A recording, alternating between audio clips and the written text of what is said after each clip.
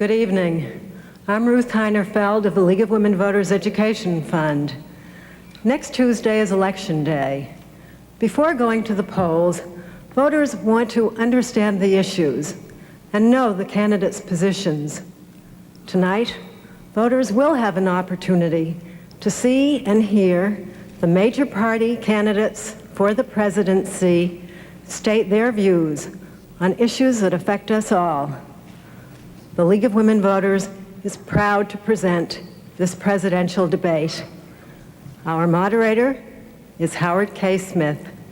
Thank you, Mrs. Heinerfeld.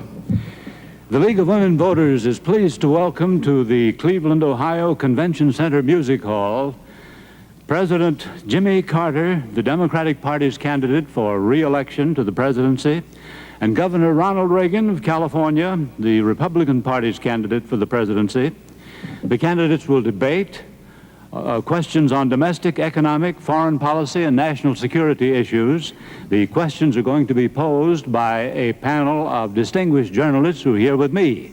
They are Marvin Stone, the editor of the U.S. News and World Report, Harry Ellis, national correspondent of the Christian Science Monitor, William Hilliard, assistant managing editor of the Portland Oregonian, Barbara Walters, correspondent, ABC News. The ground rules for this, as agreed by you gentlemen, are these. Each panelist down here will ask a question, the same question, to each of the two candidates. After the two candidates have answered, a panelist will ask follow-up questions to try to sharpen the answers. The candidates will then have an opportunity each to make a rebuttal. That will constitute the first half of the debate, and I will state the rules for the second half later on. Some other rules: the candidates are not permitted to bring prepared notes to the podium, but are permitted to make notes during the debate. If the candidates exceed the allotted time agreed on, I will reluctantly but certainly interrupt. We ask the convention center audience here to abide by one ground rule: please do not applaud or express approval or disapproval during the debate. Now, based on a toss of the coin, Governor Reagan will respond to the first question from Marvin Stone. Governor, as you're well aware, the question of war and peace has emerged as a central issue in this campaign. In the give and take of recent weeks, President Carter has been criticized for responding late to aggressive Soviet impulses, for insufficient buildup of our armed forces, and a paralysis in dealing with Afghanistan and Iran. You have been criticized for being all too quick to advocate the use of lots of muscle, military action, to deal with foreign crises. Specifically, what are the differences between the two of you on the uses of American military power? I don't know what the differences might be, because I don't know what Mr. Carter's policies are. I do know what he has said about mine. And I'm only here to tell you that I believe with all my heart that our first priority must be world peace, and that use of force is always and only a last resort when everything else has failed, and then only with regard to our national security. Now, I believe also that meeting this mission, this responsibility for preserving the peace, which I believe is a responsibility peculiar to our country, that we cannot shirk our responsibility as the leader of the free world, because we're the only one that can do it. And therefore the burden of maintaining the peace falls on us. And to maintain that peace requires strength. America has never gotten in a war because we were too strong. We can get into a war by letting events get out of hand, as they have in the last 3.5 years, under the foreign policies of this administration of Mr. Carter's, until we're faced each time with a crisis. And good management in preserving the peace requires that we control the events and try to intercept before they become a crisis. But I have seen 4 wars in my lifetime. I'm a father of sons. I have a grandson. I don't ever want to see another generation of young Americans bleed their lives into sandy beachheads in the Pacific, or rice paddies and jungles in Asia, or the muddy, bloody battlefields of of Europe. Mr. Stone, do you have a follow-up question for the governor? Yes, Governor, we've been hearing that the defense buildup that you would associate yourself with would cost tens of billions of dollars more than is now contemplated. And assuming that the American people are ready to bear this cost, they nevertheless keep asking the following question. How do you reconcile huge increases in military outlays with your promise of substantial tax cuts and of balancing the budget, which in this fiscal year, one that just ended, ran more than $60 billion in the red? Well, Mr. Stone, I have submitted an economic plan that I've worked out in concert with a number of fine economists in this country, all of whom approve it and believe that over a 5-year projection, this plan can permit the extra spending for needed refurbishing of our defensive posture, that it can provide for a balanced budget by 1983, if not earlier, and that we can afford, along with the cuts that I have proposed in government spending, we can afford the tax cuts I have proposed, and probably mainly because Mr. Carter's economic policy has built into the next 5 years and on beyond that a tax increase that would be taking $86 billion more next year out of the people's pockets than was taken this year. And my tax cut does not come close to eliminating that $86 billion increase. I'm only reducing the amount of the increase. In other words, what I'm talking about is not putting government back to getting less money than government's been getting, but simply cutting the increase in spending.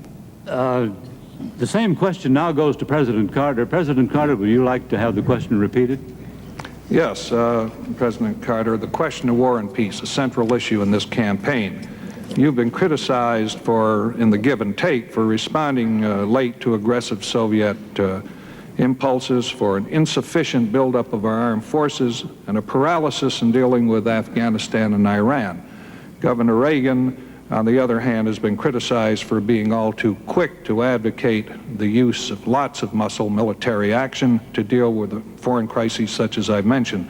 Specifically, what are the differences between the two of you on the uses of American military power? Mr. Stone, I've had to make thousands of decisions since I've been president, serving in the Oval Office. And with each one of those decisions that affect the future of my country, I have learned in the process. I think I'm a much wiser and more experienced man than I was when I debated 4 years ago against President Ford. I've also learned that there are no simple answers to complicated questions. H.L. Mencken said that for every problem, there's a simple answer. It would be neat and plausible and wrong. The fact is that this nation, in the 8 years before I became president, had its own military strength decrease. 7 out of 8 years, the budget commitments for defense went down, 37% in all. Since I've been in office, we've had a steady, carefully planned, methodical, but very effective increase in our commitment for defense.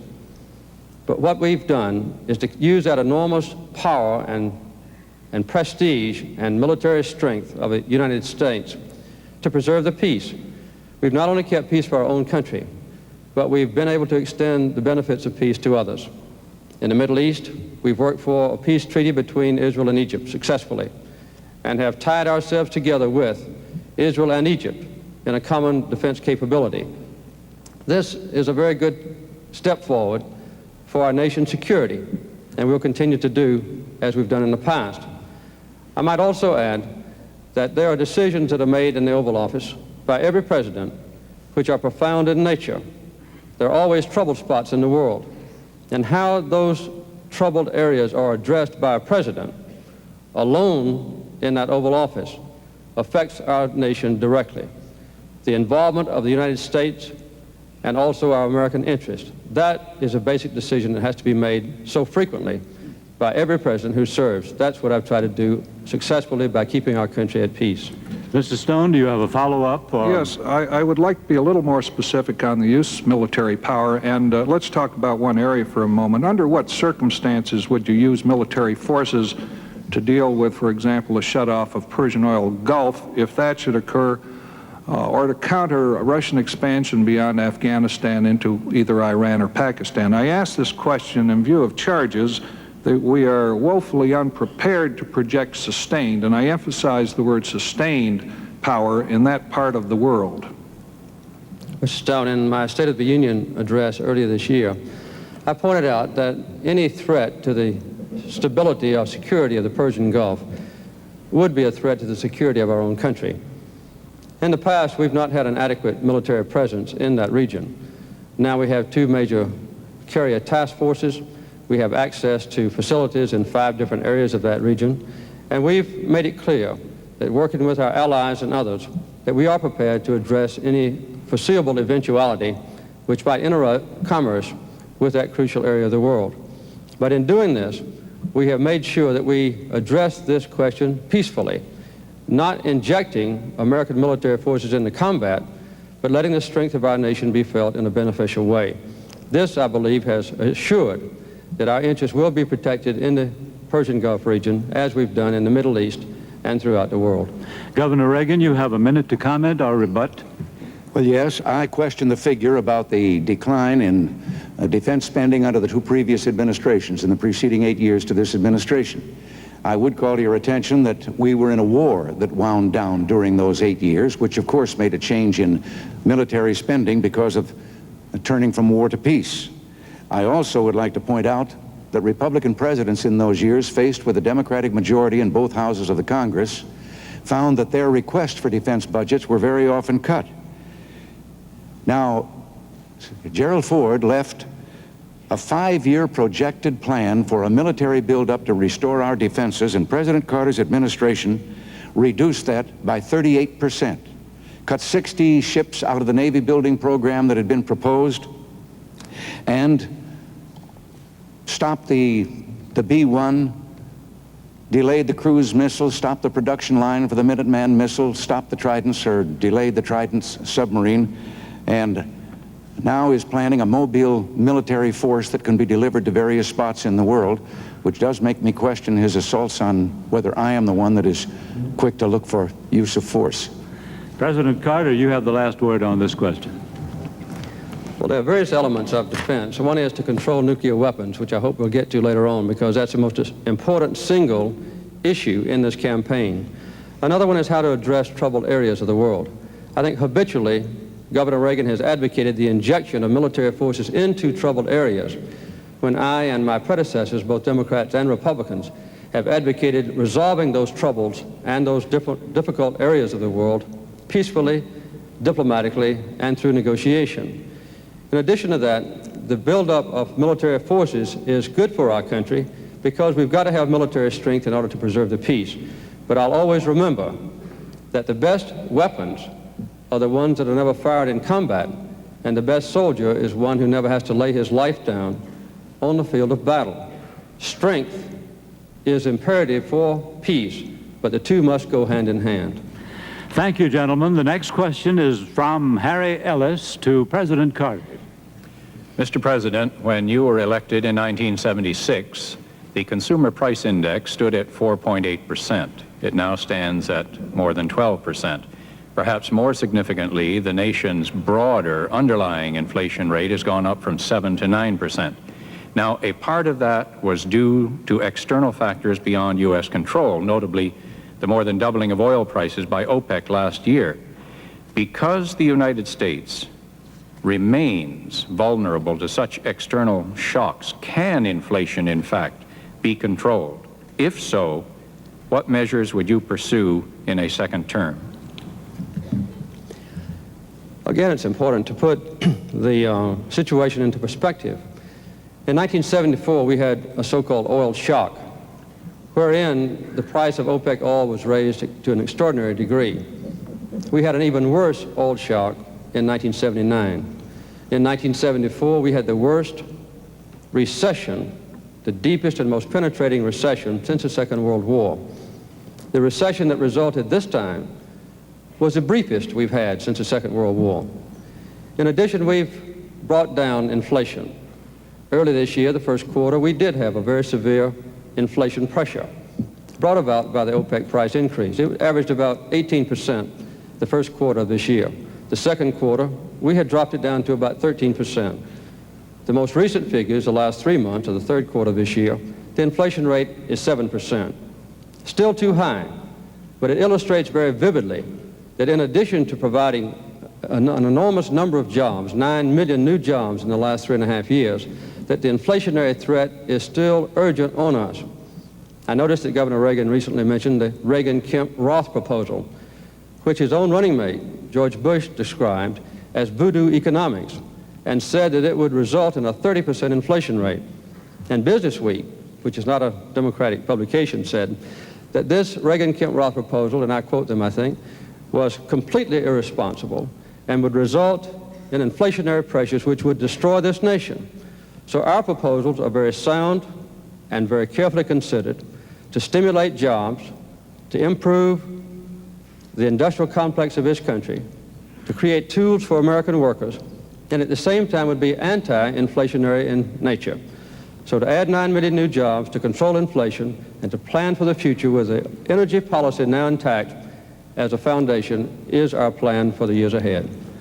Mr. Ellis, do you have a follow-up question from Mr. Carter? Yes, Mr. President, you have mentioned the creation of 9 million new jobs.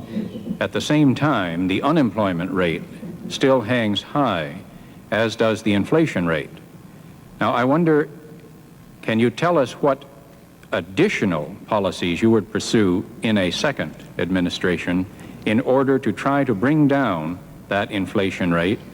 And would it be an act of leadership to tell the American people they're going to have to sacrifice to adopt a leaner lifestyle for some time to come? Yes, we have demanded that the American people sacrifice, and they've done very well. As a matter of fact, we are importing today about 1/3 less oil from overseas than we did just a year ago. We've had a 25% reduction since the first year I was in office. At the same time, as I said earlier, we have added about 9 million net new jobs in that period of time, a record never before achieved. Also, the new energy policy has been predicated on two factors. One, conservation, which requires sacrifice, and the other one, increase in production of American energy, which is going along very well. More coal this year than ever before in history. More oil and gas wells drilled this year than ever before in history. The new economic revitalization program that we have in mind, which will be implemented next year, would result in tax credits which would let business invest in new tools and new factories to create even more new jobs, about 1 million in the next 2 years. And we also have planned a youth employment program which would encompass 600,000 jobs for young people. This has already passed the House, now has an excellent prospect to pass the Senate. Now the same question goes to Governor Reagan. Governor Reagan, would you like to have the question repeated? Governor Reagan, during the past 4 years, the consumer price index has risen from 4.8% to currently over 12%. And perhaps more significantly, the nation's broader underlying rate of inflation has gone up from 7 to 9%. Now, a part of that has been due to external factors beyond U.S. control, and notably the more than doubling of OPEC oil prices last year, which leads me to ask you whether, since the United States remains vulnerable to such external shocks, can inflation in fact be controlled? If so, specifically, what measures would you pursue? Mr. Ellis, I think this idea that has been spawned here in our country that inflation somehow came upon us like a plague and therefore it's uncontrollable and no one can do anything about it is entirely spurious, and it's dangerous to say this to the people. When Mr. Carter became president, inflation was 4.8%, as you said. It had been cut in two by President Gerald Ford. It is now running at 12.7%. President Carter also has spoken of the new jobs created. Well, we always, with the normal growth in our country and increase in population, increase the number of jobs. But that can't hide the fact that there are 8 million men and women out of work in America today, and 2 million of those lost their jobs in just the last few months. Mr. Carter had also promised that he would not use unemployment as a tool to fight against inflation. And yet his 1980 economic message stated that we would reduce productivity and gross national product and increase unemployment in order to get a handle on inflation, because in January, at the beginning of the year, it was more than 18%. Since then, he has blamed to the people for inflation OPEC, He's blamed the Federal Reserve System. He has blamed the lack of productivity of the American people. He has then accused the people of living too well, and that we must share in scarcity, we must sacrifice and get used to doing with less. We don't have inflation because the people are living too well. We have inflation because the government is living too well. And the last statement, just a few days ago, was a speech to the effect that we have inflation because government revenues have not kept pace with government spending. I see my time is running out here. I'll have to get this down very fast. Yes, you can lick inflation by increasing productivity and by decreasing the cost of government to the place that we have balanced budgets and are no longer grinding out printing press money, flooding the market with it because the government is spending more than it takes in. And my economic plan calls for that. The President's economic plan calls for increasing the taxes to the point that we finally take so much money away from the people that we can balance the budget in that way. But we will have a very poor nation and a very unsound economy if we follow that path. A follow-up, Mr. Ellis? Yes, you have centered on cutting government spending in what you have just said about your own policies. You have also said that you would increase defense spending. Specifically, where would you cut government spending if you were to increase defense spending and also cut taxes so that presumably federal revenues would shrink? Well, most people, when they think about cutting government spending, they think in terms of eliminating necessary programs or wiping out some service that government is supposed to perform. I believe that there is enough extravagance and fat in government. As a matter of fact, one of the secretaries of HEW under Mr. Carter testified that he thought there was $7 billion worth of fraud and waste in welfare and in the medical programs associated with it. We've had the General Accounting Office estimate that there is probably tens of billions of dollars that is lost in fraud alone, and they have added that waste adds even more to that. We have a program for a gradual reduction of government spending based on these theories, and I have a task force now that has been working on where those cuts could be made. I'm confident that it can be done and that it will reduce inflation because I did it in California. And inflation went down below the national average in California when we returned money to the people and reduced government spending. President Carter. Governor Reagan's proposal, the Reagan-Kemp-Roth proposal, is one of the most highly inflationary ideas that ever has been presented to the American public. He would actually have to cut government spending by at least $130 billion in order to balance the budget under this ridiculous proposal. I noticed that his task force is working for his future plans, had some of their ideas revealed in the Wall Street Journal this week. One of those ideas was to repeal the minimum wage. And several times this year, Governor Reagan has said that the major cause of unemployment is the minimum wage. This is a heartless kind of approach to the working families of our country, which is typical of many Republican leaders in the past, but I think has been accentuated under Governor Reagan. In California, I'm surprised Governor Reagan brought this up, he had the three largest tax increases in the history of that state under his administration. He more than doubled state spending while he was governor, a 122% increase, and had between a 20 and 30% increase in the number of employees. Sorry to interrupt, in Mr. California. Carter. Thank you, sir. It's Governor Reagan has the last word on this question. Yes. The figures that the President has just used about California is a distortion of the situation there, because while I was governor of California, our spending in California increased less per capita than the spending in Georgia while Mr. Carter was governor of Georgia in the same 4 years. The size of government increased only 1/6 in California of what it increased in proportion to population in Georgia. And the idea that my tax cut proposal is inflationary, I would like to ask the President, why is it inflationary to let the people keep more of their money and spend it the way they'd like, and it isn't inflationary to let him take that money and spend it the way he wants? I wish that question need not be rhetorical, but it must be because we run out of time on that. Now, the third question to Governor Reagan from William Hilliard. Yes, Governor Reagan, the decline of of our cities has been hastened by the continual rise in crime, strained race relations, the fall in the quality of public education, the persistence of abnormal poverty in a rich nation, and a decline in the services to the public. The signs seem to point toward a deterioration that could lead to the establishment of a permanent underclass in the cities. What specifically would you do in the next 4 years to reverse this trend? I have been talking to a number of congressmen who have much the same idea that I have, and that is that in the inner city areas, that in cooperation with local government and with national government and using tax incentives and with cooperation with the private sector, that we have development zones. Let the local entity, the city, declare this particular area based on the standards of the percentage of people on welfare, unemployed, and so forth in that area. And then through tax incentives, induce the creation of businesses providing jobs and so forth in those areas. The elements of government through these tax incentives, for example, a business that would not have for a period of time an increase in the property tax reflecting its development of the unused property that it was making, wouldn't be any loss to the city because the city isn't getting any tax from that now.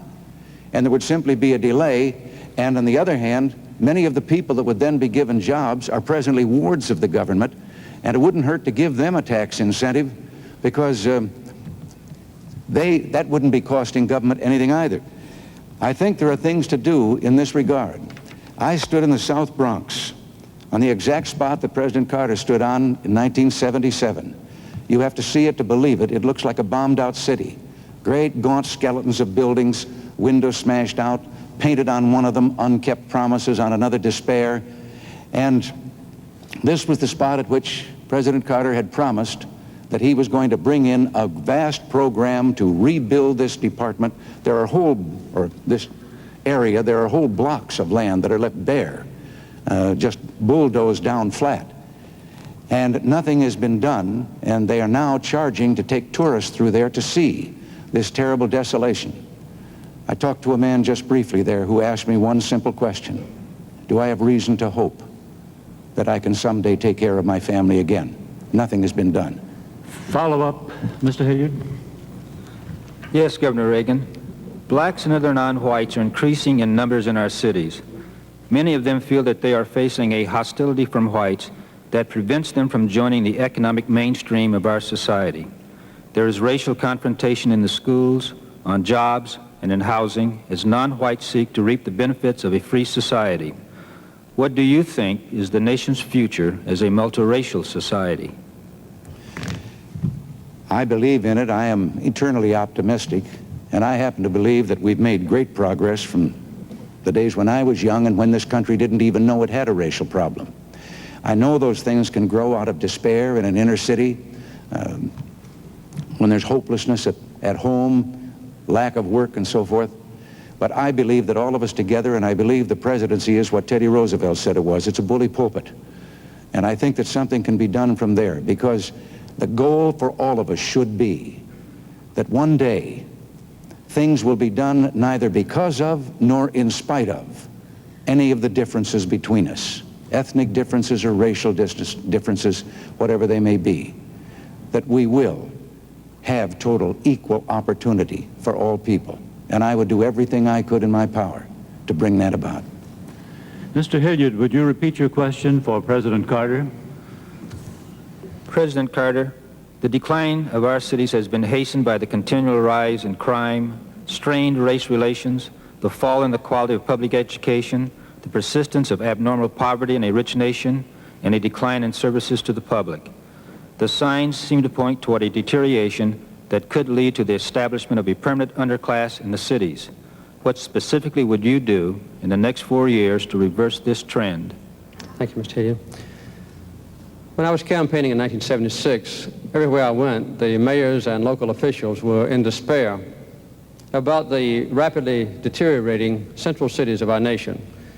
We initiated a very fine urban renewal program, working with the mayors, the governors, and other interested officials. This has been a very successful effort. That's one of the main reasons that we've had such an increase in the number of people employed. Of the 9 million people put to work in new jobs since I've been in office, 1.3 million of those has been among black Americans and another million among those who speak Spanish. We're now planning to continue the revitalization program with increased commitments of rapid transit, mass transit. Under the windfall profits tax, we expect to spend about $43 billion in the next 10 years to rebuild the transportation systems of our country. We also are pursuing the housing programs. We've had a 73% increase in the allotment of federal funds for improved education. These are the kinds of efforts worked on a joint basis with community leaders, particularly in the minority areas of essential cities that had been deteriorating so rapidly in the past. It's very important to us that this be done with the full involvement of minority citizens. I've brought into the top levels of government, into the White House, into administrative offices of the executive branch, into the judicial system, highly qualified black and Spanish citizens and women who in the past had been excluded. I noticed that Governor Reagan said that when he was a younger man that there was no knowledge of a racial problem in this country. Those who suffered from discrimination because of race or sex certainly knew we had a racial problem. We have gone a long way toward correcting these problems, but we still have a long way to go. Follow-up question? Yes, President Carter, I'd like to repeat the same follow-up to you. Blacks and other non-whites are increasing in numbers in our cities. Many of them feel that they are facing a hostility from whites that prevents them from joining the economic mainstream of our society. There is racial confrontation in the schools, on jobs, and in housing as non-whites seek to reap the benefits of a free society.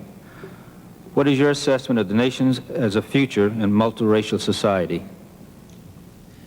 Ours is a nation of refugees, a nation of immigrants. Almost all of our citizens came here from other lands and now have hopes which are being realized for a better life, preserving their ethnic commitments, their family structures, their religious beliefs, preserving their relationships with their relatives in foreign countries, but still forming themselves together in a very coherent society, which gives our nation its strength. In the past, those minority groups have often been excluded from participation in the affairs of government. Since I've been president, I've appointed, for instance, more than twice as many black federal judges as all previous presidents in the history of this country. I've done the same thing in the appointment of women and also Spanish-speaking Americans, to involve them in administration of government and a feeling that they belong to the societal structure that makes decisions in the judiciary and in the executive branch is a very important commitment which I am trying to realize and will continue to do so in the future. Governor Reagan, you have a minute for rebuttal. Yes, the president talks of government programs, and they have their place. But as governor, when I was at that end of the line and receiving some of these grants for government programs, I saw that so many of them were dead end. They were public employment for these people who really want to get out into the private job market where there are jobs with a future. Now, the president spoke a moment ago about that I was against the minimum wage. I wish he could have been with me when I sat with a group of teenagers who were black and who were telling me about their unemployment problems, and that it was the minimum wage that had done away with the jobs that they once could get. And indeed, every time it has increased, you will find that there is an increase in minority unemployment among young people. And therefore, I have been in favor of a separate minimum for them. With regard to the great progress that has been made with this government spending, the rate of black unemployment in Detroit, Michigan is 56%. President Carter, you have the last word on this question. Well, it's obvious that we still have a long way to go in fully incorporating the minority groups into the mainstream of American life. We have made good progress. And there's no doubt in my mind that the commitment to unemployment compensation, the minimum wage, welfare, national health insurance, those kinds of commitments that have typified the Democratic Party since ancient history in this country's political life are a very important element of the future. In all those elements, Governor Reagan has repeatedly spoken out against them, which to me shows a very great insensitivity to giving deprived families a better chance in life. This, to me, is a very important difference between him and me in this election, and I believe the American people will judge accordingly. There is no doubt in my mind that in the downtown central cities, with the new commitment on an energy policy, with a chance to revitalize homes and to make them more fuel efficient, with a chance for a synthetic fuels program, solar power, this will give us an additional opportunity for jobs which will pay rich dividends. Thank you, gentlemen. Now for the fourth question to President Carter from Barbara Walters. Mr. President, the eyes of the country tonight are on the hostages in Iran. I realize this is a sensitive area, but the question of how we respond to acts of terrorism goes beyond this current crisis. Other countries have policies that determine how they will respond. Israel, for example, considers hostages like soldiers and will not negotiate with terrorists. For the future, Mr. President, the country has the right to know, do you have a policy for dealing with terrorism wherever it might happen? And what have we learned from this experience in Iran that might cause us to do things differently if this or something similar happens again? Barbara, one of the blights on this world is the threat and the activities of terrorists. At one of the recent economic summit conferences between myself and the other leaders of the Western world, we committed ourselves to take strong action against terrorism. Airplane hijacking was one of the elements of that commitment. There is no doubt that we have seen in recent years, in recent months, additional acts of violence against Jews in France and, of course, against those who live in Israel by the PLO and other terrorist organizations. Ultimately, the most serious terrorist threat is if one of those radical nations who believe in terrorism as a policy should have atomic weapons. Both I and all my predecessors have had a deep commitment to controlling the proliferation of nuclear weapons in countries like Libya or Iraq. We have even alienated some of our closest trade partners because we have insisted upon the control of the spread of nuclear weapons to those potentially terrorist countries. When Governor Reagan has been asked about that, he makes a very disturbing comment that non-proliferation or the control of the spread of nuclear weapons is none of our business. And when he was asked specifically recently about Iraq, he said there's nothing we can do about it. This ultimate terrorist threat is the most fearsome of all, and it's part of a pattern where our country must stand firm to control terrorism of all kinds. Ms. Walters, a follow-up? Yes. While we are discussing policy, had Iran not taken American hostages, I assume that in order to preserve our neutrality, we would have stopped the flow of spare parts and vital war materials once war broke out between Iraq and Iran. Now we're offering to lift the ban on such goods if they let our people come home. Doesn't this reward terrorism, compromise our neutrality, and possibly antagonize nations now friendly to us in the Middle East? We will maintain our position of neutrality in the Iran and Iraq war. We have no plans to sell additional material or goods to Iran that might be of a warlike nature.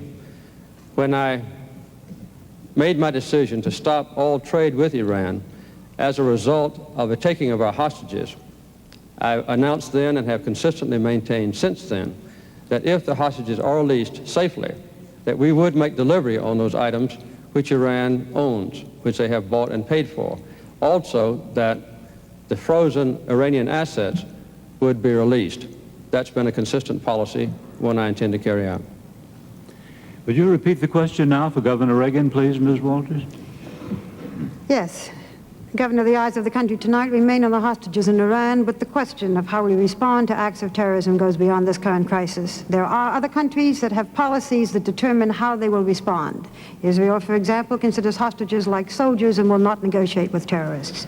For the future, the country has the right to know, do you have a policy for dealing with terrorism wherever it might happen? And what have we learned from this experience in Iran that might cause us to do things differently if this or something similar should happen again? Well, Barbara, you've asked that question twice. I think you ought to have at least one answer to it. I have been accused lately of having a secret plan with regard to the hostages. Now, this comes from an answer that I've made at least 50 times during this campaign to the press, which is that the question would be, have you any ideas of what you would do if you were there? And I've said, well, yes. And I think that anyone that's seeking this position, as well as other people probably, have thought to themselves, what about this, what about that? These are just ideas of what I would think of if I were in that position and had access to the information in which I would know all the options that were open to me.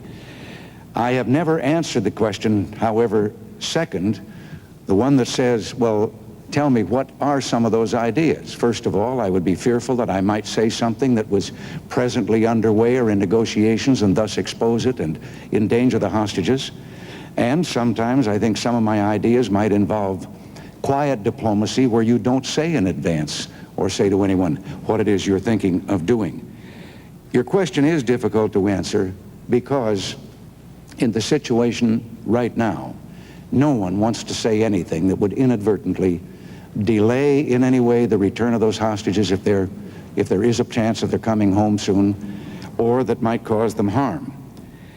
What I do think should be done, once they are safely here with their families and that tragedy is over, and we've endured this humiliation for just lacking 1 week of a year now, then I think it is time for us to have a complete investigation as to the diplomatic efforts that were made in the beginning, why they have been there so long, and when they come home, what did we have to do in order to bring that about? What arrangements were made? And I would suggest that Congress should hold such an investigation. In the meantime, I'm going to continue praying that they'll come home. Follow-up question? Well, I would like to say that neither candidate answered specifically the question of a specific policy for dealing with terrorism, but I will ask Governor Reagen a different follow-up question. You've had suggested that there would be no Iranian crisis had you been president, because we would have given firmer support to the Shah. But Iran is a country of 37 million people who are resisting a government they regarded as dictatorial. My question is not whether the Shah's regime was preferable to the Ayatollahs, but whether the United States has the power or the right to try to determine what form of government any country will have, and do we back unpopular regimes whose major merit is that they are friendly to the United States? The degree of unpopularity of a regime, when the choice is total authoritarianism, totalitarianism, I should say, in the alternative government, makes one wonder whether you are being helpful to the people. And we've been guilty of that. Because someone didn't meet exactly our standards of human rights, even though they were an ally of ours, instead of trying patiently to persuade them to change their ways, we have, in a number of instances, aided a revolutionary overthrow which results in complete totalitarianism instead for those people. And I think that this is a kind of a hypocritical policy when at the same time we're maintaining a détente with the one nation in the world where there are no human rights at all, the Soviet Union. Now, there was a second phase in the Iranian affair in which we had something to do with that. And that was we had adequate warning that there was a threat to our embassy, and we could have done what other embassies did, either strengthen our security there or remove our personnel before the kidnap and the takeover took place. Governor, I'm sorry, I must interrupt. President Carter, you have a minute for rebuttal. I didn't hear any comment from Governor Reagan about what he would do to stop or to reduce terrorism in the future. What the Western allies did decide to do is to stop all air flights, commercial air flights, to any nation involved in terrorism or the hijacking of airplanes or the harboring of hijackers. Secondly, we all committed ourselves, as have all my predecessors in the Oval Office, not to permit the spread of nuclear weapons to a terrorist nation or to any other nation that does not presently have those weapons or capabilities for explosives. Third, not to make any sales of material or weapons to a nation which is involved in terrorist activities. And lastly, not to deal with the PLO until and unless the PLO recognizes Israel's right to exist and recognizes UN Resolution 242 as a basis for Middle East peace. These are a few of the things to which our nation is committed, and we will continue with these commitments. Governor Reagan, you have the last word on that question. Yes, I have no quarrel whatsoever with the things that have been done because I believe it is high time that the civilized countries of the world made it plain that there is no room worldwide for terrorism.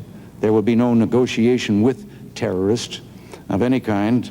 And while I have a last word here, I would like to correct a misstatement of fact by the President. I have never made the statement that he suggested about nuclear proliferation, and nuclear proliferation or the trying to halt it would be a major part of a foreign policy of mine. Thank you, gentlemen. That is the first half of the debate. Now the rules for the second half, quite simple. They're only complicated when I explain them. In second half, the panelists with me will have no follow-up questions. Instead, after the panelists have asked a question the candidates have answered, each of the candidates will have 2 opportunities to follow up, to question, to rebut, or just to comment on his opponent's statement. Governor Reagan will respond in this section to the first question from Marvin Stone. Governor Reagan, arms control. The President said it was the single most important issue. Both of you have expressed the desire to end the nuclear arms race with Russia, but by methods that are vastly different. You suggest that we scrap the SALT II treaty already negotiated and intensify the buildup of American power to induce the Soviets to sign a new treaty, one more favorable to us. Yes. President Carter, on the other hand, says he will again try to convince a reluctant Congress to ratify the present treaty on the grounds it's the best we can hope to get. Now, both of you cannot be right. Will you tell us why you think you are?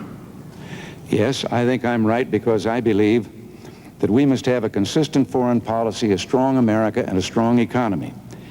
And then, as we build up our national security to restore our margin of safety, we at the same time try to restrain the Soviet buildup, which has been going forward at a rapid pace and for quite some time.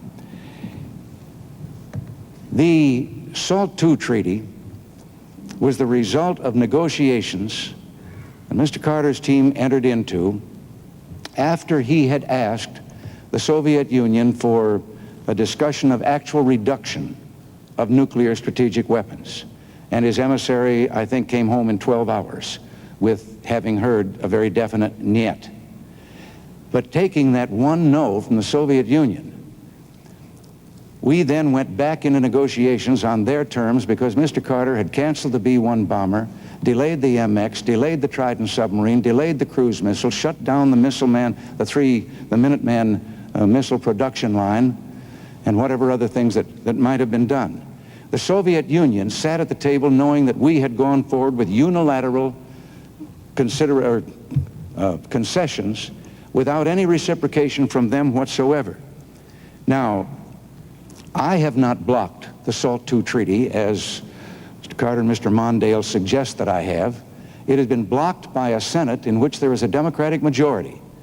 Indeed, the Senate Armed Services Committee voted 10-0 with 7 abstentions against the SALT II treaty and declared that it was not in the national security interests of the United States, besides which it is illegal, because the law of the land passed by Congress says we cannot accept a treaty in which we are not equal.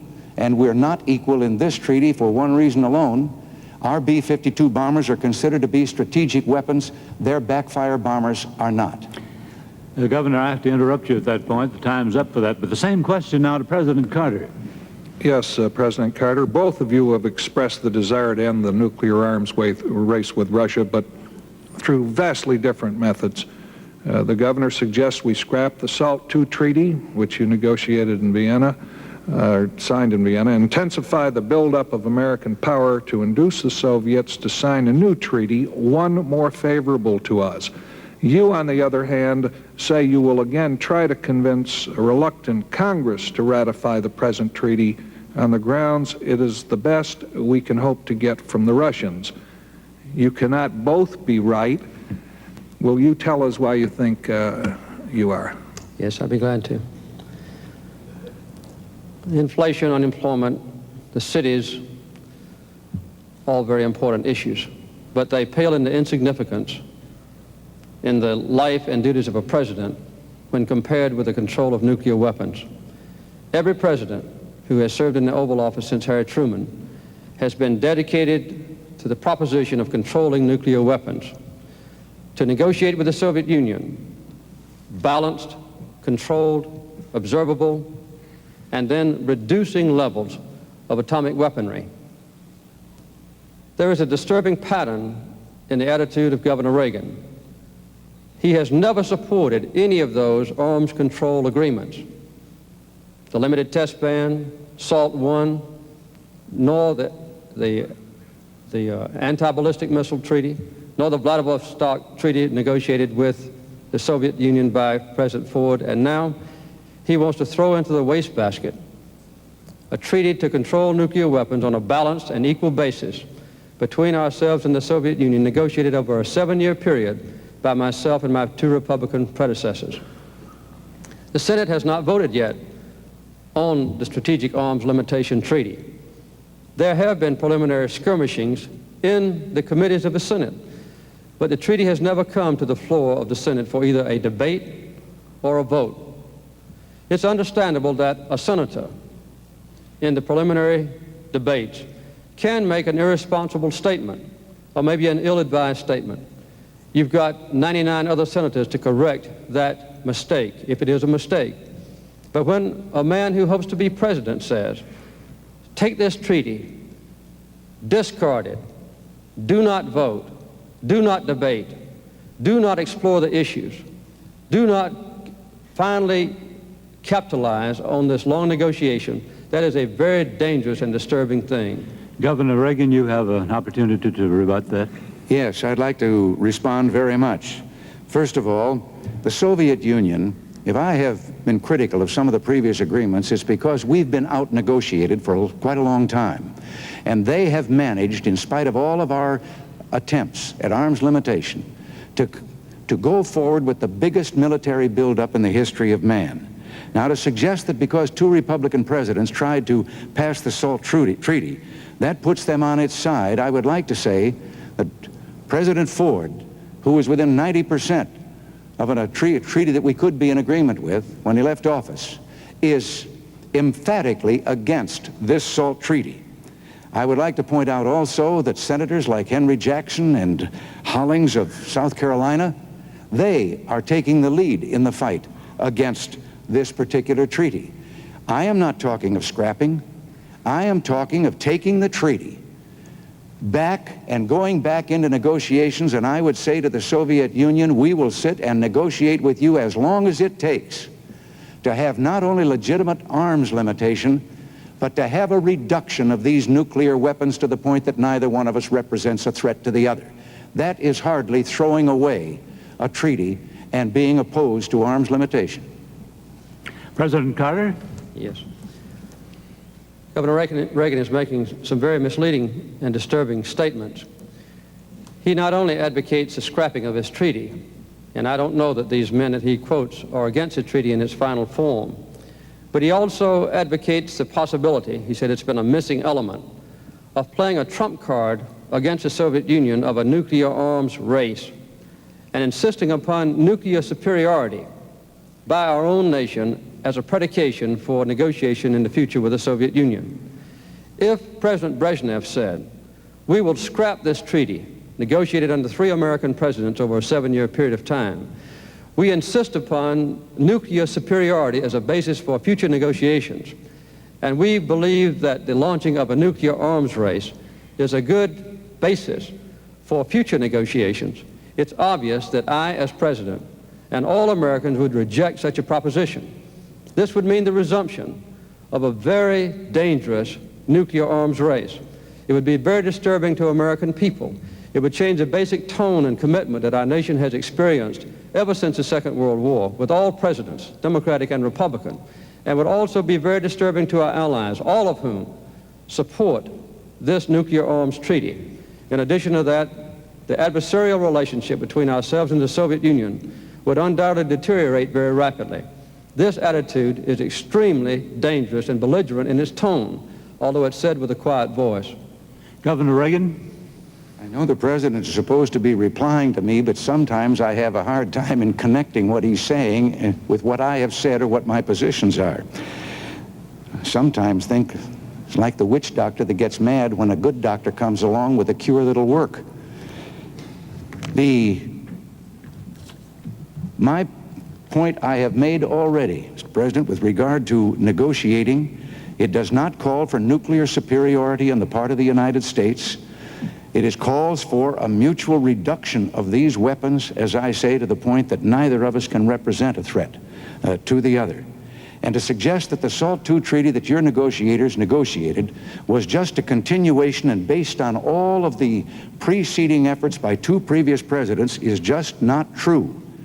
It was a new negotiation because, as I say, President Ford was within about 10% of having a solution that could be acceptable. And I think our allies would be very happy to go along with a fair and verifiable SALT agreement. President Carter, you have the last word on this question. I think to close out this discussion, it would be better to put into perspective what we're talking about. I had a discussion with my daughter Amy the other day before I came here to ask her what the most important issue was. She said she thought nuclear weaponry. And the control of nuclear arms. This is a formidable force. Some of these weapons have 10 megatons of explosion. If you put 50 tons of TNT in each one of railroad cars, you would have a carload of TNT, a trainload of TNT stretching across this nation. That's one major war explosion in a warhead. We have thousands equivalent of megaton or million tons of TNT warheads. The control of these weapons is the single major responsibility of a president. And to cast down this commitment of all presidents because of some slight technicalities that can be corrected is a very dangerous approach. We have to go to another question now from Harry Ellis to President Carter. Mr. President, as you have said, Americans, through conservation, are importing much less oil today than we were even a year ago. Yet, U.S. dependence on Arab oil as a percentage of total imports is today much higher than it was at the time of the 1973 Arab oil embargo. And for some time to come, the loss of substantial amounts of Arab oil could plunge the U.S. into depression. Now, this means that a bridge must be built out of this dependence. Can the United States develop synthetic fuels and other alternative energy sources without damage to the environment? And will this process mean steadily higher fuel bills for American families?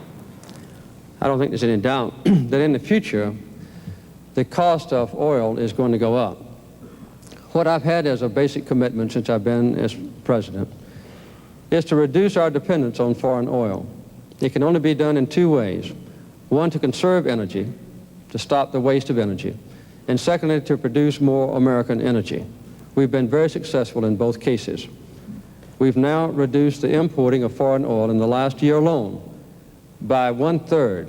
We imported today 2 million barrels of oil less than we did the same day just a year ago.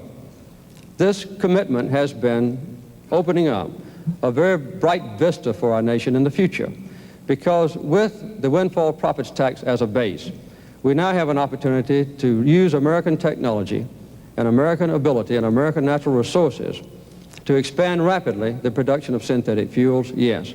To expand rapidly the production of solar energy, yes. And also to produce the conventional kinds of American energy. We will drill more oil and gas wells this year than any year in history. We'll produce more coal this year than any year in history. We are exporting more coal this year than any year in history. And we have an opportunity now, with improved transportation systems, improved loading facilities in our ports, to see a very good opportunity on the world international market to replace OPEC oil with American coal as a basic energy source.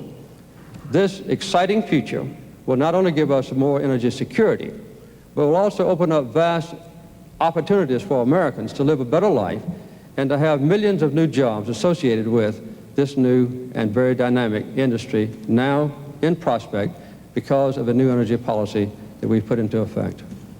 Would you repeat the question now for Governor Reagan? Governor Reagan, Americans, through conservation, are importing much less oil today than we were even a year ago. And yet, U.S. reliance on Arab oil as a percentage of total imports is much higher today than it was during the 1973 Arab oil embargo. And the substantial loss of Arab oil could plunge the United States into depression. The question is whether the development of alternative energy sources in order to reduce this dependence can be done without damaging the environment, and will it mean for American families steadily higher fuel bills? I'm not so sure that it means steadily higher fuel costs, but I do believe that this nation has been portrayed for too long a time to the people as being energy poor when it is energy rich. The coal that the President mentioned, yes, we have it, and yet 1/8 of our total coal resources is not being utilized at all right now. The mines are closed down. There are 22,000 miners out of work.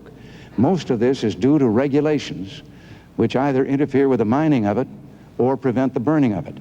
With our modern technology, yes, we can burn our coal within the limits of the Clean Air Act. I think as technology improves, we'll be able to do even better with that. The other thing is that we have only leased out and begun to explore 2% of our outer continental shelf for oil, where it is believed by everyone familiar with that fuel and that source of energy that there are vast supplies yet to be found. Our government has, in the last year or so, taken out of multiple use millions of acres of public lands that once were, while they were public lands, subject to multiple use exploration for minerals and so forth. It is believed that probably 70% of the potential oil in the United States is probably hidden in those lands, and no one is allowed to even go and explore to find out if it is there. This is particularly true of the recent efforts to shut down part of Alaska. Nuclear power, there were 36 power plants planned in this country. And let me add the word safety. It must be done with the utmost of safety. But 32 of those have given up and canceled their plans to build, and again, because government regulations and permits and so forth make it take more than twice as long to build a nuclear plant in the United States as it does to build one in Japan or in Western Europe. We have the sources here. We are energy rich, and coal is one of the great potentials we have. President Carter, your comment? Yes, sir. To repeat myself, we have this year the opportunity, which we'll realize, to produce 800 million tons of coal, an unequaled record in the history of our country.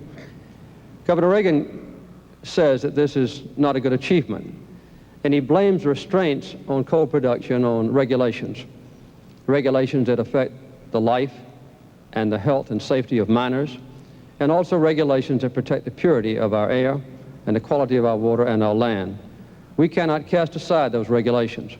We have a chance in the next 15 years, insisting upon the health and safety of workers in the mines, and also preserving the same high air and water pollution standards to triple the amount of coal we produce. Governor Reagan's approach to our energy policy, which has already proven its effectiveness, is to repeal or to change substantially the windfall profits tax, to return a major portion of $227 billion back to the oil companies, to do away with the Department of Energy, to short-circuit our synthetic fuels program, to put a minimal emphasis on solar power, to emphasize strongly nuclear power plants as a major source of energy in the future. He wants to put all our eggs in one basket and give that basket to the major oil companies. Governor Reagan. That is a misstatement, of course, of my position. I just happen to believe that free enterprise can do a better job of producing the things that people need than government can. The Department of Energy has a multi-billion-dollar budget in excess of $10 billion. It hasn't produced a quart of oil or a lump of coal or anything else in the line of energy. And for Mr. Carter to suggest that I want to do away with the safety laws and with the laws that pertain to clean water and clean air and so forth, as governor of California, I took charge of passing the strictest air pollution laws in the United States, the strictest air quality law that has ever been adopted in the United States, and we created an OSHA, an Occupational Safety and Health Agency for the protection of employees, before the federal government had one in place, and to this day, not one of its decisions or rulings has ever been challenged. So I think some of those charges are missing the point. I am suggesting that there are literally thousands of unnecessary regulations that invade every facet of business and indeed very much of our personal lives, that are unnecessary, that government can do without, that have added $130 billion to the cost of production in this country, and that are contributing their part to inflation. And I would like to see us a little more free as we once were. President Carter, another crack at that? Sure. As a matter of fact, the air pollution standard laws that were passed in California were passed over the objections of Governor Reagan. And this is a very well-known fact. Also, recently, when someone suggested that the Occupational Safety and Health Act should be abolished, Governor Reagan responded, amen. The offshore drilling rights is a question that Governor Reagan raises often. As a matter of fact, in the proposal for the Alaska lands legislation, 100% of all the offshore lands would be open for exploration, and 95% of all the Alaska lands where it is suspected or believed that minerals might exist. We have, with our 5-year plan for the leasing of offshore lands, proposed more land to be drilled than has been opened up for drilling since this program first started in 1954. So we're not putting restraints on American exploration. We're encouraging it in every way we can. Governor Reagan, you have the last word on this question. Yes, if it is a well-known fact that I opposed air pollution laws in California, the only thing I can possibly think of is that the president must be suggesting the law that the federal government tried to impose on the state of California, not a law, regulations, that would have made it impossible to drive an automobile within the city limits of any California city, or have a place to put it if you did drive it against their regulations. It would have destroyed the economy of California.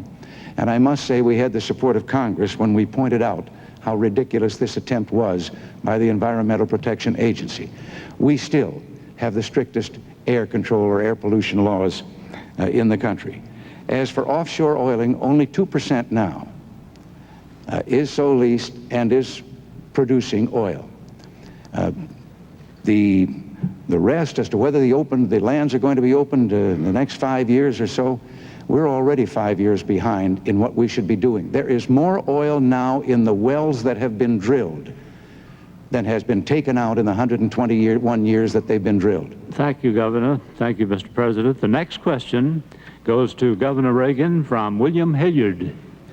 Governor Reagan, wage earners in this country, especially the young, are supporting a Social Security system that continues to affect their income drastically. The system is fostering a struggle between the young and the old and is drifting the country toward a polarization of these two groups. How much longer can the young wage earner expect to bear the ever-increasing burden of the Social Security system? The Social Security system was based on a false premise with regard to how fast the number of workers would increase and how fast the number of retirees would increase. It is actuarially out of balance. And this first became evident about 16 years ago. And some of us were voicing warnings then. Now it is trillions of dollars out of balance. And the only answer that has come so far is the biggest single tax increase in our nation's history, the payroll tax increase for Social Security, which will only put a Band-Aid on this and postpone the day of reckoning by a few years at most. What is needed is a study that I have proposed by a task force of experts to look into this entire problem as to how it can be reformed and made actuarially sound, but with the premise that no one presently dependent on Social Security is going to have the rug pulled out from under them and not get their check. We cannot frighten, as we have with the threats and the campaign rhetoric that has gone on in this campaign, our senior citizens, leave them thinking that in some way they're endangered and they would have no place to turn. They must continue to get those checks, and I believe that the system can be put on a sound actuarial basis. But it's going to take some study and some work, and not just passing a tax increase to let the load or the roof fall in on the next administration. Would you repeat that question for President Carter? Yes, President Carter, wage earners in this country, especially the young, are supporting a Social Security system that continues to affect their income drastically. The system is fostering a struggle between young and old and is drifting the country toward a polarization of these two groups. How much longer can a young wage earner expect to bear the ever-increasing burden of the Social Security system? As long as there's a Democratic president in the White House, we will have a strong and viable Social Security system free of the threat of bankruptcy. Although Governor Reagan has changed his position lately, on 4 different occasions he has advocated making Social Security a voluntary system, which would in effect very quickly bankrupt it. I noticed also in the Wall Street Journal earlier this week that a preliminary report of his task force advocates making Social Security more sound by reducing the adjustments in Social Security for the retired people to compensate for the impact of inflation. These kinds of approaches are very dangerous to the security and the well-being and the peace of mind of the retired people of this country and those approaching retirement age. But no matter what it takes in the future to keep Social Security sound, it must be kept that way. And although there was a serious threat to the Social Security system and its integrity during the 1976 campaign and when I became president, the action of the Democratic Congress working with me has been to put Social Security back on a sound financial basis. That's the way it will stay. Governor Reagan. Well, that just isn't true. It, as I said, delayed the actuarial imbalance falling on us for just a few years with that increase in taxes, and I don't believe we can go on increasing the tax because the problem for the young people today is that they're paying in far more than they can ever expect to get out. Now, again, this statement that somehow I wanted to destroy it and I just changed my tune, that I was for voluntary Social Security, which would mean the ruin of it. Mr. President, the voluntary thing that I suggested many years ago was that a young man, orphaned and raised by an aunt, who died, his aunt was ineligible for Social Security insurance because she was not his mother. And I suggested that if this is an insurance program, certainly the person who's paying in should be able to name his own beneficiaries. And that's the closest I've ever come to anything voluntary with Social Security. I, too, am pledged to a Social Security program that will reassure these senior citizens of ours they're going to continue to get their money. There are some changes I'd like to make. I would like to make a change that discriminates in the regulations against a wife who works and finds that she then is faced with a choice between her father or her husband's benefits if he dies first, or what she has paid in, but it does not recognize that she has also been paying in herself and she is entitled to more than she presently can get. I'd like to change that. President Carter's rebuttal now. Right. These constant suggestions that the basic Social Security system should be changed does cause concern and consternation among the aged of our country. It's obvious that we should have a commitment to them that Social Security benefits should not be taxed, and that there would be no peremptory change in the standards by which Social Security payments are made to the retired people. We also need to continue to index the Social Security payments so that if inflation rises, the Social Security payments would rise a commensurate degree to let the buying power of the Social Security check continue intact. In the past, the relationship between Social Security and Medicare has been very important to provide some modicum of aid for senior citizens in the retention of health benefits. Governor Reagan, as a matter of fact, began his political career campaigning around this nation against Medicare. Now we have an opportunity to move toward national health insurance with an emphasis on the prevention of disease, an emphasis on outpatient care, not inpatient care, an emphasis on hospital cost containment to hold down the cost of hospital care for those who are ill, an emphasis on catastrophic health insurance, so that if a family is threatened with being wiped out economically because of a very high medical bill, then the insurance would help pay for it. These are the kind of elements of a national health insurance important to the American people. Governor Reagan, again, typically is against such a proposal. Governor? There you go again. When I opposed Medicare, there was another piece of legislation meeting the same problem before the Congress. I happened to favor the other piece of legislation and thought that it would be better for the senior citizens and provide better care than the one that was finally passed. I was not opposing the principle of providing care for them. I was opposing one piece of legislation as versus another. There is something else about Social Security, of course, that doesn't come out of the payroll tax. It comes out of the general fund that something should be done about. I think it's disgraceful that the disability insurance fund in Social Security finds checks going every month to tens of thousands of people who are locked up in our institutions for crime or for mental illness, and they are receiving disability checks from Social Security every month while a state institution provides for all of their needs and their care. President Carter, you have the last word on this question.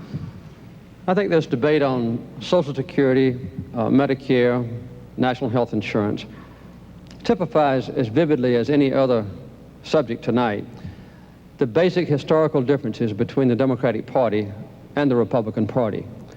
The allusions to basic changes in the minimum wage is another, and the deleterious comments that Governor Reagan has made about unemployment compensation.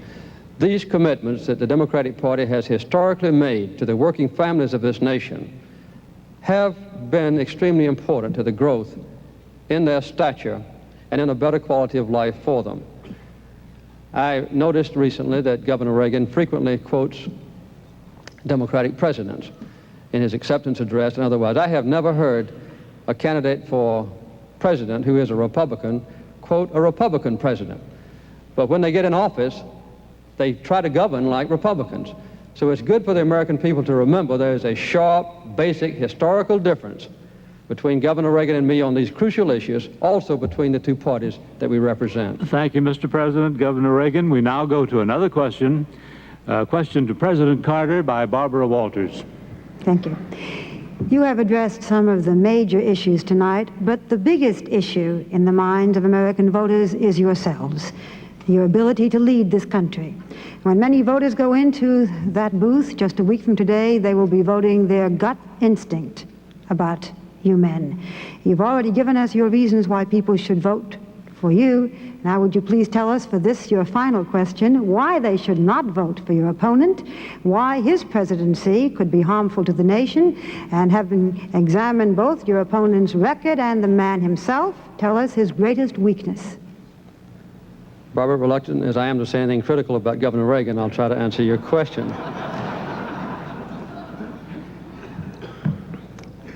First of all is the historical perspective that I've just described. This is a contest between a Democrat and the mainstream of my party, as exemplified by the actions that I've taken in the Oval Office the last 4 years, as contrasted with Governor Reagan, who in most cases does typify his party, but in some cases there is a radical departure by him from the heritage of Eisenhower and others. The most important crucial difference in this election campaign, in my judgment, is the approach to the control of nuclear weaponry and the inclination to control or not to control the spread of atomic weapons to other nations that don't presently have it, particularly the terrorist nations. The inclination that Governor Reagan has exemplified in many troubled times since he's been running for president, I think since 1968, to inject American military forces in places like North Korea, to put a blockade around Cuba this year, or in some instances to project American forces into a fishing dispute against the small nation of Ecuador on the west coast of South America.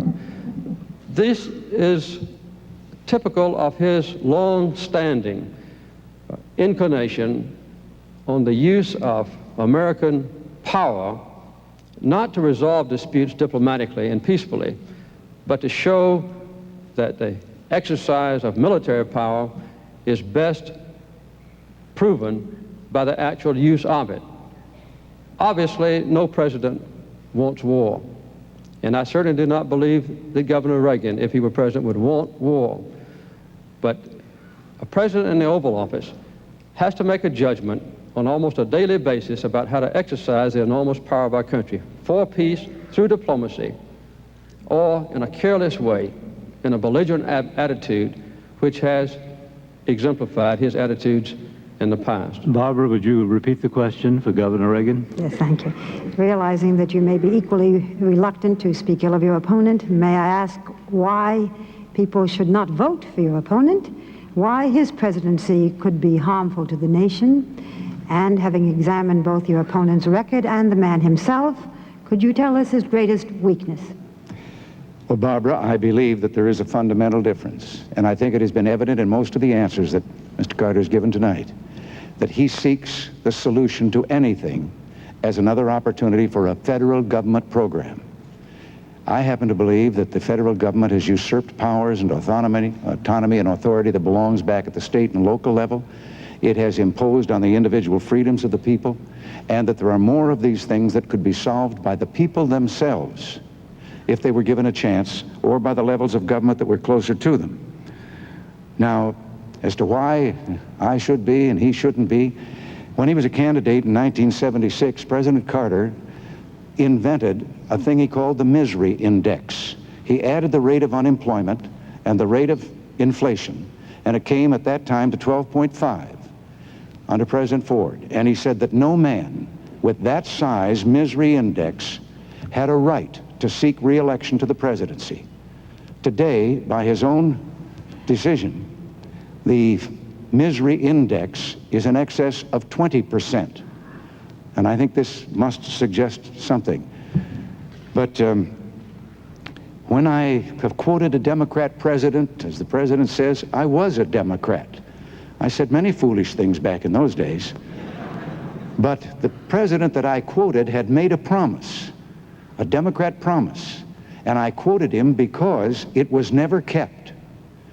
And today you would find that that promise is at the very heart of what republicanism represents in this country today. And that's why I believe there are going to be millions of Democrats that are going to vote with us this time around, because they too want that promise kept. It was a promise for less government and less taxes and more freedom for the people. President Carter. Yes. I mentioned the radical departure of Governor Reagan from the principles or ideals or historical perspective of his own party. I don't think this can be better illustrated than in the case with guaranteeing women equal rights under the Constitution of our nation. For 40 years, the Republican Party platforms called for guaranteeing women equal rights with a constitutional amendment. 6 predecessors of mine who served in the Oval Office called for this guarantee of women's rights. Governor Reagan and the new Republican Party has departed from this commitment, a very severe blow to the opportunity for women finally to correct discrimination under which they have suffered. When a man and a woman do the same amount of work, a man gets paid $1, a woman only gets paid 59 cents. And the Equal Rights Amendment only says that equality of rights shall not be abridged for women by the federal government or by the state governments. That's all it says. A simple guarantee of equality of opportunity, which typifies the Democratic Party and which is a very important commitment of mine, as contrasted with Governor Reagan's radical departure from the long-standing policies of his own party. Governor Reagan. Yes, Mr. President, once again, I happen to be against the amendment because I think the amendment will take this problem out of the hands of elected legislators and put it in the hands of unelected judges. I am for equal rights, and while you have been in office for 4 years and not one single state, and most of them have a majority of Democratic legislators, has added to the ratification or voted to ratify the Equal Rights Amendment, while I was governor more than 8 years ago, I found 14 separate instances where women were discriminated against in the body of California law, and I had passed and signed into law 14 statutes that eliminated those discriminations. including the economic ones that you have just mentioned, equal pay and so forth. I believe that if in all these years that we've spent trying to get the amendment, that we'd spent as much time correcting these laws as we did in California, and we were the first to do it. If I were president, I would also now take a look at the hundreds of federal regulations which discriminate against women and which go right on while everyone is looking for an amendment. I would have someone ride herd in those regulations, and we'd start eliminating those discriminations in the federal government against women. President Carter. Yes. Howard, I'm a Southerner, and I share the basic beliefs of my region about an excessive government intrusion into the private affairs of American citizens and also into the private affairs of the free enterprise system. One of the commitments that I made was to deregulate the major industries of this country. We've been remarkably successful with the help of the Democratic Congress. We've deregulated the air industry, the rail industry, the trucking industry, financial institutions, now working on the communications industry. In addition to that, I believe this element of discrimination is something that the South has seen so vividly as a blight on our region of the country, which has now been corrected. Not only racial discrimination, but discrimination against people that have to work for a living. Because we have been trying to pick ourselves up by our bootstraps since the long Depression years and lead a full and useful life in the affairs of this country. We've made remarkable success. It's part of my consciousness and in my commitment to continue this progress. So my heritage as a Southerner, my experience in the Oval Office, convinces me that what I've just described is a proper course for the future. Governor Reagan, yours is the last word. Well, my last word is again to say that we were talking about this very simple amendment in women's rights. And I make it plain again, I am for women's rights. But I would like to call the attention of the people to the fact that that so-called simple amendment could be used by mischievous men to destroy discriminations that properly belong by law to women, respecting the physical differences between the two sexes, labor laws that protect them against doing things that would be physically harmful to them. Those could all be challenged by men. And the same would be true with regard to combat service in the military and so forth. I thought that was the subject we were supposed to be on, but if we're talking about how much we think about the working people and so forth, I'm the only fellow that ever ran for this job who was 6 times president of his own union and still has a lifetime membership in that union. Gentlemen, each of you now have 3 minutes for a closing statement. President Carter, you're first. First of all, I'd like to thank the League of Women Voters for making this debate possible. I think it's been a very constructive debate, and I hope it's helped to acquaint the American people with the sharp differences between myself and Governor Reagan. Also, I want to thank the people of Cleveland and Ohio for being such hospitable hosts during this last few hours in my life. I've been president now for almost 4 years. I've had to make thousands of decisions, and each one of those decisions has been a learning process. I've seen the strength of my nation, and I've seen the crises that it approached in a tentative way, and I've had to deal with those crises as best I could. As I've studied the record between myself and Governor Reagan, I've been impressed with the stark differences that exist between us. I think the result of this debate indicate that that fact is true. I consider myself in the mainstream of my party. I consider myself in the mainstream even of the bipartisan list of presidents who served before me. The United States must be a nation strong. The United States must be a nation secure. We must have a society that's just and fair. And we must extend the benefits of our own commitment to peace to create a peaceful world. I believe that since I've been in office, there have been 6 or 8 areas of combat evolved in other parts of the world. In each case, I alone have had to determine the interest of my country and the degree of involvement of my country. I've done that with moderation, with care, with thoughtfulness, sometimes consulting experts, but I've learned in this last 3.5 years that when an issue is extremely difficult, when the call is very close, the chances are the experts will be divided almost 50-50. And the final judgment about the future of a nation, war, peace, involvement, reticence, thoughtfulness, care, consideration, concern has to be made by the man in the Oval Office. It's a lonely job, but with the involvement of the American people in the process with an open government, the job is a very gratifying one. The American people now are facing, next Tuesday, a lonely decision. Those listening to my voice will have to make a judgment about the future of this country. And I think they ought to remember that one vote can make a lot of difference. If one vote per precinct had changed in 1960, John Kennedy would never have been president of this nation. And if a few more people had gone to the polls and voted in 1968, Hubert Humphrey would have been president. Richard Nixon would not. There is a partnership involved. And our nation, to stay strong, to stay at peace, to raise high the banner of human rights, to set an example for the rest of the world, to let our deep beliefs and commitments be felt by others in all the nations, is my plan for the future. I ask the American people to join me in this partnership. Governor Reagan. Yes, I would like to add my words of thanks to the ladies of the League of Women Voters for making these debates possible. I'm sorry that we couldn't persuade the bringing in of the third candidate so that he could have been seen also in these debates, but still it's good that at least once all three of us were heard by the people of this country. Next Tuesday is Election Day. Next Tuesday, all of you will go to the polls. You'll stand there in the polling place and make a decision. I think when you make that decision, it might be well if you would ask yourself, are you better off than you were 4 years ago? Is it easier for you to go and buy things in the stores than it was 4 years ago? Is there more or less unemployment in the country than there was 4 years ago? Is America as respected throughout the world as it was?